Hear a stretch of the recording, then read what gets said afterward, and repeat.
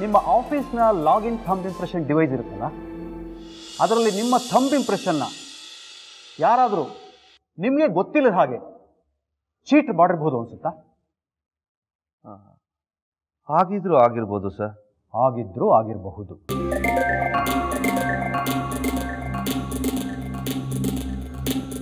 ಅಂದರೆ ನಿಮಗೆ ಗೊತ್ತಿಲ್ಲದ ಹಾಗೆ ನಿಮ್ಮ ಹೆಬ್ಬೆರಳು ಯಾರೋ ಕಟ್ ಮಾಡಿಕೊಂಡು ಆಫೀಸಿಗೆ ತೊಗೊಂಡು ಹೋಗಿ ಲಾಗಿನ್ ಡಿವೈಸ್ ತೋರಿಸ್ಬಿಟ್ಟು ತಂದು ನಿಮ್ಮ ಹೆಬ್ಬೆರಳು ಜೋಡಿಸ್ಬಿಟ್ಟಿದ್ದಾರೆ, ಹಾಗೂ ಆಗಿರ್ಬೋದು ಅಂತೀರಾ?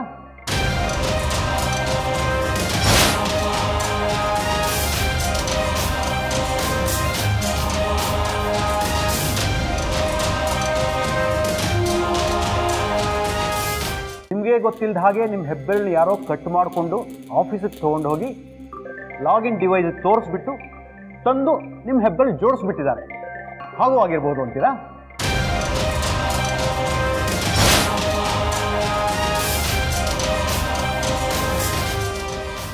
ಅಲ್ಲ ರೀ ರಾಮಚಂದ್ರ, ನೀವೊಬ್ಬರು ವಿದ್ಯಾವಂತರು, ಬುದ್ಧಿವಂತರು, ಅನುಭವಸ್ಥರು,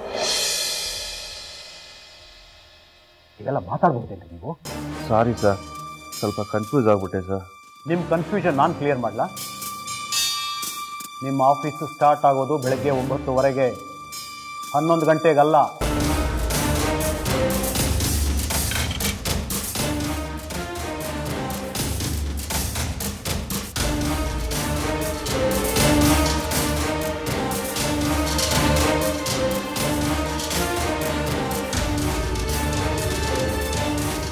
ಆ ಘಟನೆ ನಡೀತಲ್ಲ ನವೆಂಬರ್ 16, ಆವತ್ತು ನೀವು ಆಫೀಸಲ್ಲೇ ಇದ್ರಿ, ಬೇರೆ ಎಲ್ಲೂ ಆಚೆಗೆ ಹೋಗಿಲ್ಲ.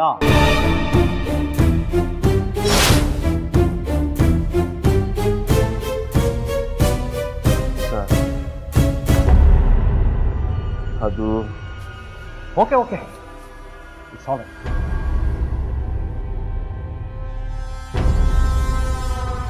That's all your honour.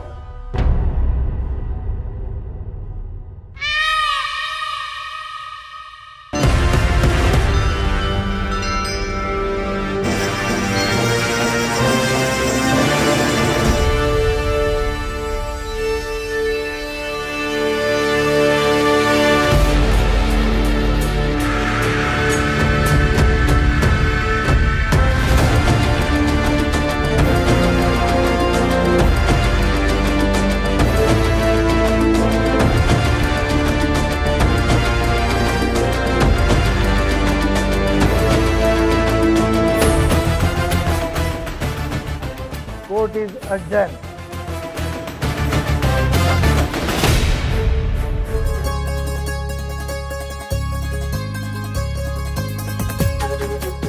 ಇದು ನಮ್ಮ ಮನೆ ಸಮಸ್ಯೆ ಲಕ್ಷ್ಮಿ, ಇದಕ್ಕೆ ನಾವು ಕಷ್ಟಪಡದೆ ಬೇರೆ ಯಾರು ಕಷ್ಟಪಡ್ತಾರೆ?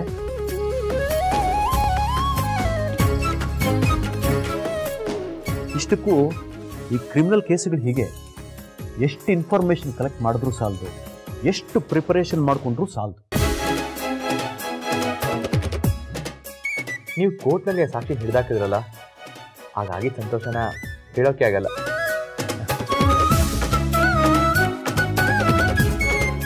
ಸರ್, ನಮಗೆ ಕೋರ್ಟು ಕೇಸು ಇದೆಲ್ಲ ಹೊಸ್ತು ಸರ್, ನಮ್ಗೆ ಅಷ್ಟಾಗಿ ಏನೂ ಗೊತ್ತಾಗಲ್ಲ. ಸರ್, ನೀವು ಒಂದೊಂದು ಪಾಯಿಂಟ್ ಹಾಕ್ತಾಗ್ಲೂ ಆ ಮನುಷ್ಯ ಹೇಗೆ ಬೆವರ್ತಿದ್ದ ನೋಡಿದ್ರ ಸರ್?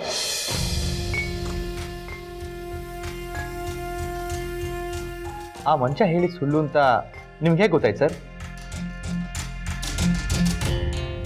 ಈಗ ಯಾವುದಾದ್ರೂ ಒಂದು ಕೇಸಿಗೆ ಸಂಬಂಧಪಟ್ಟ ಹಾಗೆ ಒಂದು ಪೊಲೀಸ್ ಸ್ಟೇಷನಲ್ಲಿ ಕಂಪ್ಲೇಂಟ್ ರಿಜಿಸ್ಟರ್ ಆಗುತ್ತೆ. ಪೊಲೀಸ್ನವರು ಅದರ ಆಧಾರದ ಮೇಲೆ ಇನ್ವೆಸ್ಟಿಗೇಷನ್ ಶುರು ಮಾಡ್ತಾರೆ. ಆ ಪ್ರೋಸೆಸ್ಸಲ್ಲಿ ಅವರು ಸಾಕಷ್ಟು ಮಾಹಿತಿ ಸಂಗ್ರಹಿಸ್ತಾರೆ, ಸಾಕ್ಷಿಗಳು ಸಂಗ್ರಹಿಸ್ತಾರೆ. ಅದರ ಆಧಾರದ ಮೇಲೆ ಚಾರ್ಜ್ ಶೀಟ್ ಪ್ರಿಪೇರ್ ಮಾಡಿ ಕೋರ್ಟಲ್ಲಿ ಪ್ರೊಡ್ಯೂಸ್ ಮಾಡ್ತಾರೆ. ಅಲ್ಲಿಂದ ಆ್ಯಕ್ಚುಲಾಗಿ ಕೇಸ್ ಸ್ಟಾರ್ಟ್ ಆಗೋದು. ಆ ಚಾರ್ಜ್ ಶೀಟಲ್ಲಿ ಆರೋಪಿಗಳ ಹೆಸರಿರುತ್ತೆ. ಆವಾಗ ಆ ಸಾಕ್ಷಿಗಳನ್ನ ನಾವು ಮುಂದೆ ಕೋರ್ಟಲ್ಲಿ ಪ್ರಶ್ನೆ ಮಾಡಬೇಕಾಗುತ್ತೆ. ಅದಕ್ಕೆ ನಮ್ಗೇನು ಬೇಕೋ ಅವ್ರ ಬಗ್ಗೆ ಮಾಹಿತಿ ಬೇಕು. ಕೆಲವು ಸಲ ನಮ್ಮ ಪ್ರೈವೇಟ್ ಡಿಟೆಕ್ಟಿವ್ಸ್ ನೋಡಿ ಇಟ್ಕೊತೀವಿ. ಯಾತಕ್ಕೆ? ಅವ್ರ ಬಗ್ಗೆ ಇನ್ಫಾರ್ಮೇಷನ್ ಕಲೆಕ್ಟ್ ಮಾಡೋದು. ನಮ್ಮ ಇನ್ಫಾರ್ಮೇಷನ್ ಕಲೆಕ್ಷನ್ ಸ್ಟ್ರಾಂಗ್ ಆಗಿದ್ದಷ್ಟು ನಮ್ಮ ಕೇಸ್ ಸ್ಟ್ರಾಂಗ್ ಆಗ್ತಾ ಹೋಗುತ್ತೆ. ಕೆಲವು ಸಲ ಏನು ಮಾಡ್ತಾರೆ ಅಂದರೆ, ನಾವು ಗೆದ್ದು ಬಿಡ್ಬೋದು ಅಂದ್ಬಿಟ್ಟು ಪೊಲೀಸ್ನವರೇ ಇರ್ಬೋದು, ಯಾರೇ ಇರ್ಬೋದು, ಸುಳ್ಳು ಸಾಕ್ಷಿ ಕ್ರಿಯೇಟ್ ಮಾಡಿಬಿಡ್ತಾರೆ. ಈ ಕೇಸಲ್ಲಿ ಆಗಿದ್ದ ಹಾಗೆ. ಆದರೆ ನಮ್ಮ ಮಾಹಿತಿ ಸಂಗ್ರಹಣೆ ಎಷ್ಟು ಚೆನ್ನಾಗಿತ್ತು ಅಂದರೆ, ಅವನು ಸುಳ್ಳು ಸಾಕ್ಷಿ ಹೇಳ್ತಾ ಇದ್ದಾನೆ ಅಂತ ನಂಗೆ ಚೆನ್ನಾಗಿ ಗೊತ್ತಿತ್ತು.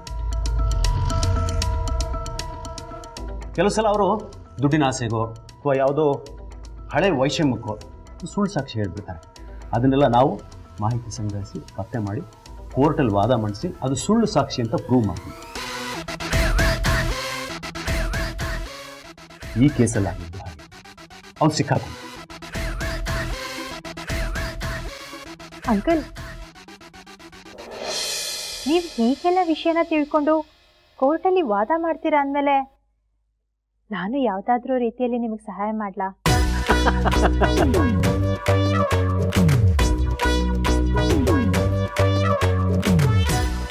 ಅಲ್ಲಮ್ಮ ಲಕ್ಷ್ಮಿ, ನೀನೇನು ಸಹಾಯ ಮಾಡ್ತೀಯ ನನಗೆ?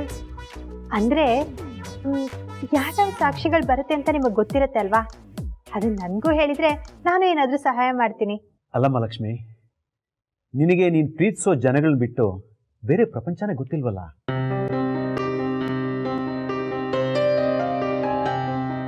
ಎಷ್ಟೆಷ್ಟು ರೀತಿಯಲ್ಲಿ ಕಷ್ಟಪಡೋಕೆ ಸಾಧ್ಯನೋ ಅಷ್ಟೆಲ್ಲ ಕಷ್ಟಪಡ್ತೀನಿ ಅಂತ ಇದೆಯಾ. ನಾಳೆ ಯಾವುದೋ ಕಾರಣಕ್ಕೆ ನನಗೆ ವಾದ ಮಾಡೋಕೆ ಆಗಲಿಲ್ಲ ಅಂತ ಇಟ್ಕೊ. ಆಗ ಒಂದು ವೇಳೆ ಕೋರ್ಟು ನಿಂಗೆ ಪರ್ಮಿಷನ್ ಕೊಟ್ಟರೆ ವಾದ ಮಾಡೋದಕ್ಕೆ ಅದು ಮಾಡಿಬಿಡ್ತೀಯಲ್ವಾ ನೀನು?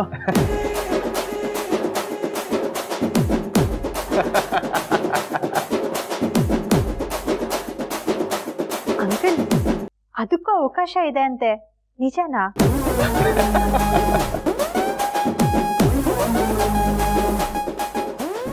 ಇರಬಹುದೇನಮ್ಮ.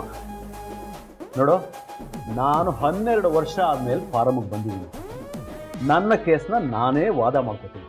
ಓಕೆನಾ?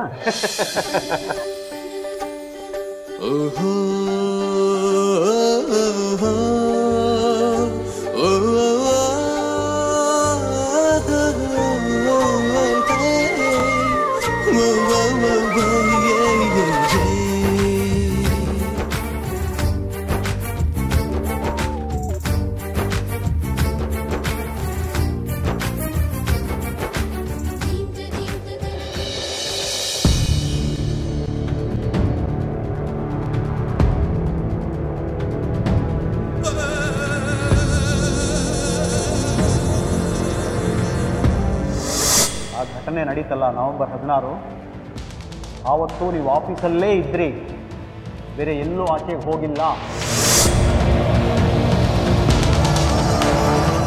ನೀವು ಆವತ್ತು ಆಫೀಸಿಗೆ ಲಾಗಿನ್ ಆಗಿರೋದು 9:27ಕ್ಕೆ.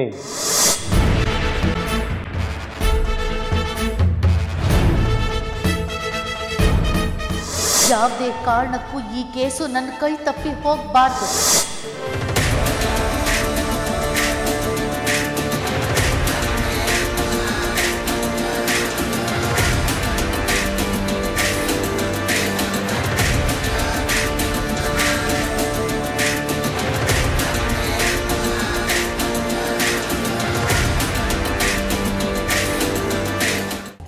ಅಮ್ಮ ಪ್ಲೀಸ್, ಈ ರೀತಿ ಕೋಪ ನೋವು ಎರಡು ಒಟ್ಟಿಗೆ ಅನುಭವಿಸೋಕೆ ಮಾಡಬೇಡ. ನನಗಿನ್ ಯಾವ ಸಂಸಾರದ ಆಸೆಗಳು ಇಲ್ಲಮ್ಮ. ನನಗೆ ಚಿಂತೆ ಇರೋದು ನನ್ನ ಮಗಳ ಭವಿಷ್ಯದ ಬಗ್ಗೆ. ಮಗು ತಂದೆ ಆಶ್ರಯ. ಅಮ್ಮ ಪ್ಲೀಸ್, ಮತ್ತೆ ಅದ್ರ ಬಗ್ಗೆ ಏನು ಮಾತಾಡಬೇಡ. ಮಾತಾಡಿ ಮಾತಾಡಿ ನನ್ನ ನಿರ್ಧಾರನ ಬದಲಾಯಿಸೋ ಪ್ರಯತ್ನ ಮಾಡಬೇಡ, ಅದು ಆಗಲ್ಲ.